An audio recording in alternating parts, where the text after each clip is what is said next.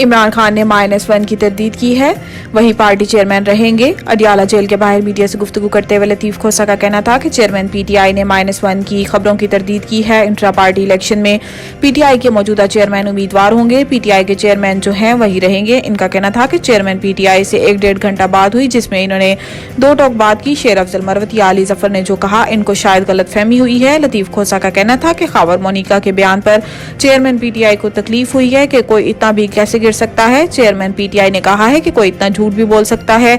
सियासत में सब होता है, केसेस बना दिए जाते हैं, लेकिन कोई इतना गिर सकता है। इमरान खान के वकील का कहना था कि साबिक वजीर आजम की शादी को 6 साल हो गए।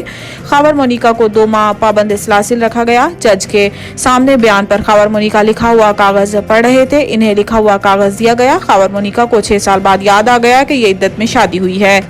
एफबीआर का अमीर तबके के इनकम टैक्स की छानबीन का फैसला। ज़राए एफबीआर के मुताबिक मुल्क की ताकतवर एसोसिएशंस की मेंबरान का डाटा इकट्ठा किया जा रहा है। इस जमन में सनतकारों, वकला और डॉक्टर्स एसोसिएशंस के डाटा के साथ मुल्क की तमाम बड़ी एसोसिएशंस के मेंबरान की तफसीलात जमा की जा रही हैं। ज़राए का कहना है कि बड़ी एसोसिएशंस के मेंबरान की शनाख्ती कार्ड नंबर्स की तस्दीक की जा रही है।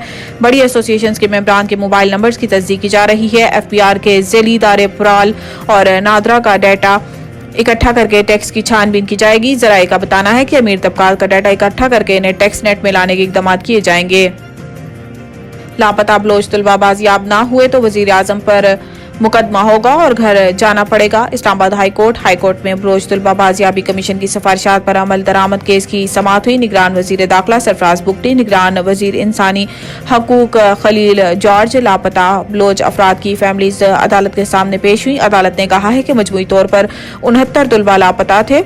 अटॉर्नी जनरल ने बताया है कि वजीर आजम बैरून मुल्क होने की वजह से पेश नहीं हो सके। मजीद 22 बलोच तलबा बाजियाब हो गए हैं। 28 बलोच तलबा ताहत लापता हैं। मैं यकीन दहानी कराता हूँ तमाम लापता अफराद को बाजियाब कराने की कोशिश करेंगे। जस्टिस मोहसिन अख्तर कियानी ने रिमार्क्स दिए हैं कि बुनियादी हकूक का मामला है, जिसका पाकिस्तान में जो दिल कर रहा है वो वही कर रहा है। इस केस में सारे तालिब इल्म हैं, ये हमारे अपनी शहरी हैं।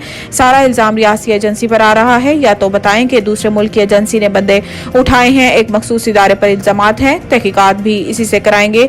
रियासी इदारा कोई काम करे तो इनके खिलाफ कानूनी कार्रवाई कौन करेगा? इनमें से कोई दहशतगर्द है तो कार्रवाई करें। हम कुलभूषण का ट्रायल कर सकते हैं तो इनका भी कर सकते हैं। लेवल प्लेइंग फील्ड ये है कि मैं लाहौर और नवाज शरीफ इस्लामाबाद की अदालत में पेश हो रहे हैं। एहतसाब अदालत के तलब करने पर शहबाज शरीफ रमजान शुगर मिल रेफरेंस में अदालत के रूबरू पेश हुए और अदालत को बताया कि मुझे साफ पानी केस में बुलाया गया है और गंदे नाले केस में गिरफ्तार किया गया है। मैं केस के मेरिट पर गुफ्तगू नहीं करूंगा, वो मेरा वकील करेगा। ये मुकदमा बहुत साल से चल रहा है। इन्होंने बताया है कि मुझे पहली बार साफ पानी में बुलवाया गया और गिरफ्तार आशियाना में किया। आशियाना इकबाल में मुझे आपकी अदालत ने इंसाफ दिया। इसके बाद नैब ने मुझे गंदे नाले केस में गिरफ्तार कर लिया। मुझे कहा गया कि बेटे की शुगर मिल के बाहर गंदा नाला तामीर करवाया है। ये गंदा नाला एक एमपीए ने तामीर कराया। शहबाज शरीफ का कहना था कि मेरे दौर में साफ पानी के हजारों प्रोजेक्ट लगाए गए। ये मिल हमारी वरासती शुगर मिल है, वो मैंने बेटे को ट्रांसफर कर दी है।